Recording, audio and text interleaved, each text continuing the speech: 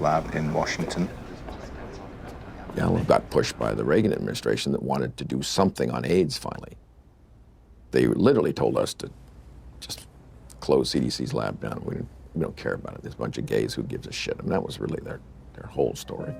So the whole thing that they rested their political response was, well, we discovered the virus.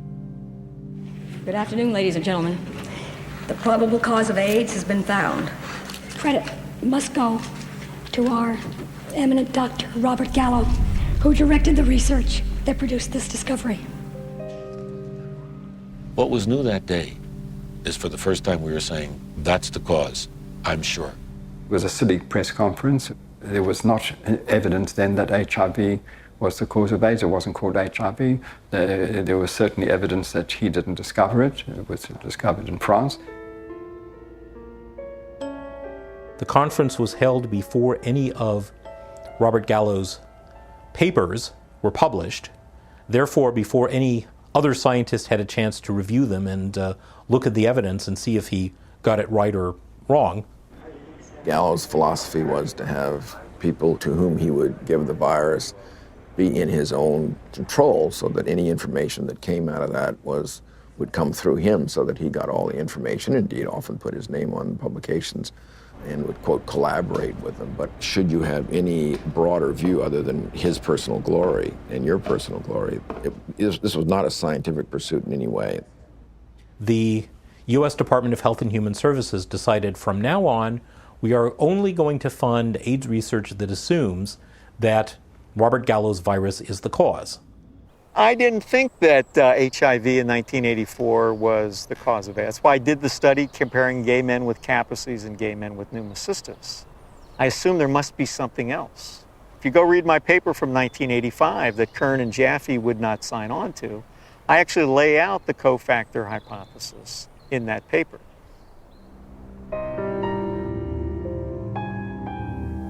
I'm a promoter of the role of cofactors in AIDS.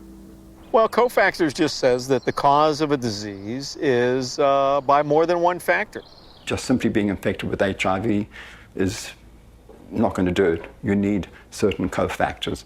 Cofactors are not necessary.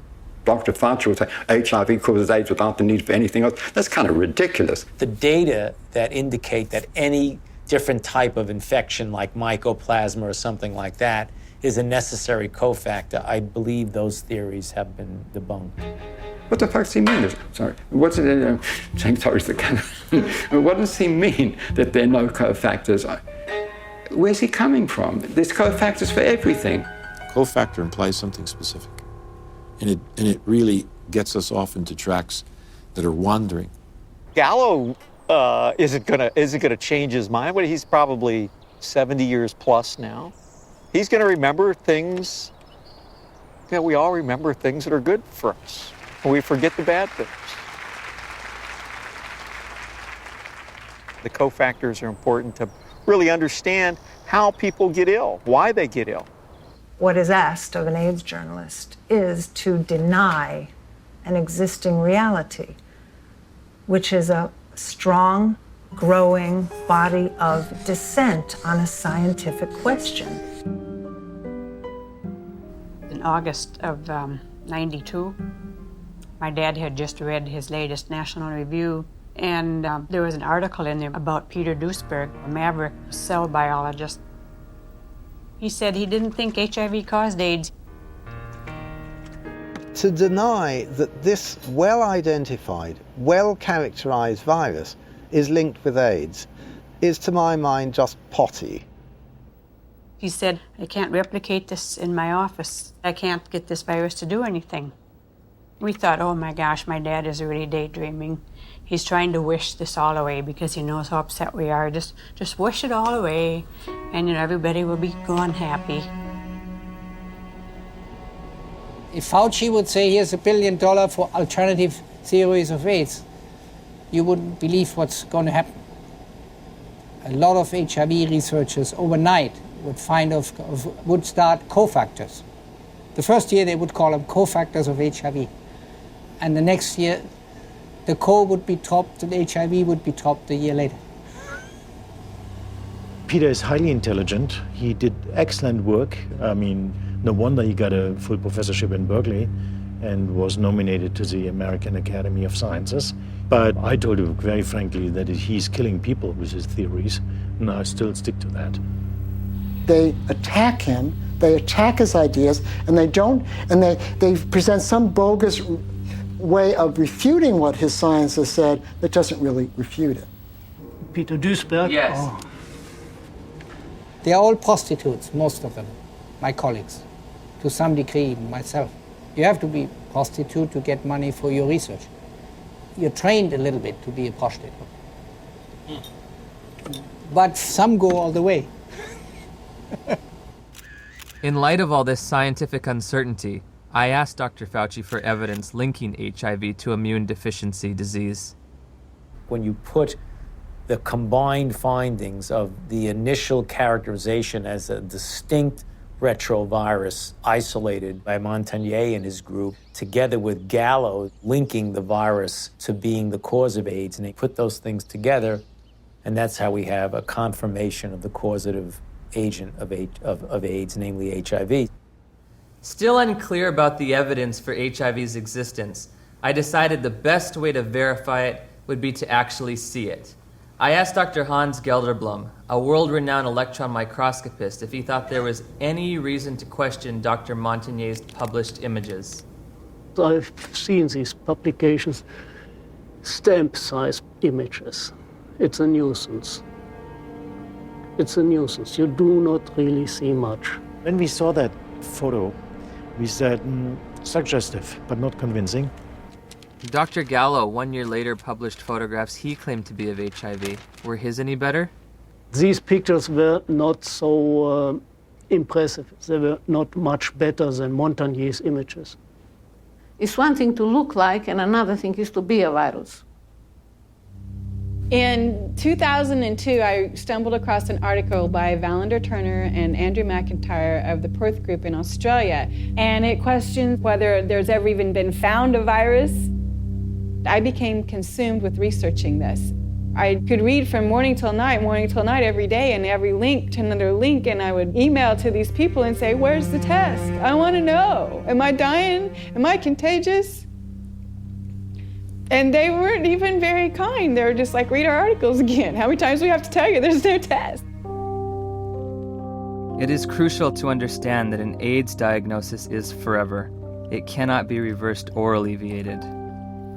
The stigma attached to people knowing that you have it and are living with it is worse than actually living with it. I can't think of anybody who's ever been evicted from their apartment because they had breast cancer or because they had cerebral palsy. I did a campaign to address stigma. The message is that if anyone is infected, we are all affected. Some have it medically, some have it socially, some have it culturally. And at the end of the day, if it exists anywhere, it exists everywhere. We don't all have AIDS. And once you start bullshitting, it gets a problem. You know, we don't all have AIDS. We all have to be sympathetic to AIDS. And yes, there's all kinds of people who get HIV infection. But we don't need to make, in my view, non-truths, or just to have a slogan or a symbol. We all have AIDS. No, we don't all have AIDS. But my message is you do have it, whether you want to accept it or not. Are you medically susceptible? Maybe not.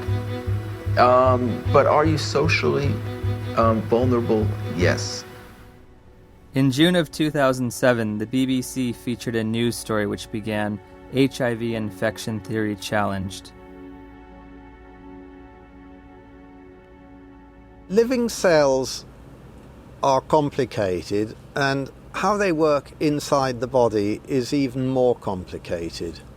So there's still a lot of debate as to how exactly HIV causes AIDS. In March of 2008, the Washington Post went on to state that multiple surprises have reminded researchers how much they still don't know about HIV's biology. HIV has got to get inside the circulation of the body, and it does that in ways that are not completely understood. The prime target for HIV is a T cell population called CD4 helper T cells. The way that the virus gets into the target cell, it fuses its membrane to the membrane of the cell. I don't understand the fusion process. I don't think anybody completely understands it. We have a relatively poor understanding of how viral proteins interact with proteins in the cell. How come our antibodies aren't able to keep HIV in check? It's an excellent question. That's one of the great stumbling blocks. They can't prove that HIV is the cause of AIDS, okay? They cannot prove that HIV is the cause of the collapse of the immune system, no matter how many scientific journals says it is. When you go to the basic research, it doesn't prove it. We are almost convinced that there is other factors that are involved in the loss of CD4 cells, and we don't know yet all the mechanism. How HIV depletes the T cells so an individual advances to AIDS is probably due to multifactorial elements. One is it will kill the cell eventually that it infects. HIV does not necessarily kill the cells it infects. Some T cells are directly killed by HIV, and other T cells keep the virus in check. It's a silent state within the cell, and I think in many cases these cells can return to a normal function. Can that cell return to a normal state? I don't think so. When I was told I was HIV positive, I accepted that on a very deep level, but only by having the courage, the open minds, and the open hearts to answer these questions are we ever going to know how to help people, how to do what we need to do to help people. In late 2007, Science Daily reported that 3 prominent research teams had published papers in the Journal of Immunology challenging the theory that the sudden loss of T cells triggers disease and AIDS. The details of HIV pathogenesis, how HIV kills people, are still being worked out. If the sudden loss of T cells in HIV-positive individuals can't explain why people get disease, then there must be cofactors that cause people to get sick and die, or factors that have absolutely nothing to do with HIV. While researching HIV hotspots, I began to realize there is a direct correlation in these places with another condition that leads to immune deficiency and death. I think it is important to keep in mind, especially for us in the West, that poverty is not a romantic issue. It is a deadly issue. Poverty leads to diseases and premature death, period.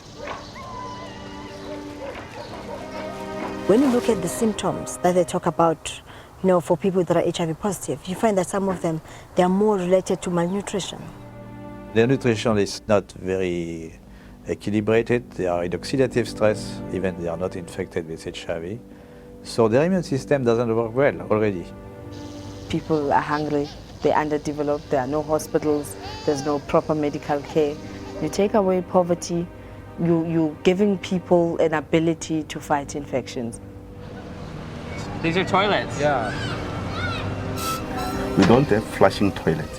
When flies get into the toilets, they actually come back to touch our food, you see.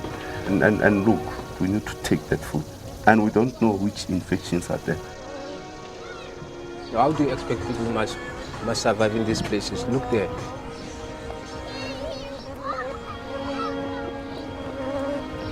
How many white people they are staying in this house like this one? In Cape Town is different. You go to suburbs, you see the suburbs is different from our places. Why have we done nothing for African people, just like give them clean water so they don't die in infancy of diarrheal disease and stuff like this? All we care about is HIV, AIDS. Well, question, well, there's money in it. There has to be, other dynamic working to lead public interest to the African situation and ignore clean water. sanitation, malaria. I mean, things that kill people. This is the beginning of a war. It is a war to reclaim our health. In 2008, USA Today published a news story that stated, "If we look at the data objectively, we are spending too much on AIDS.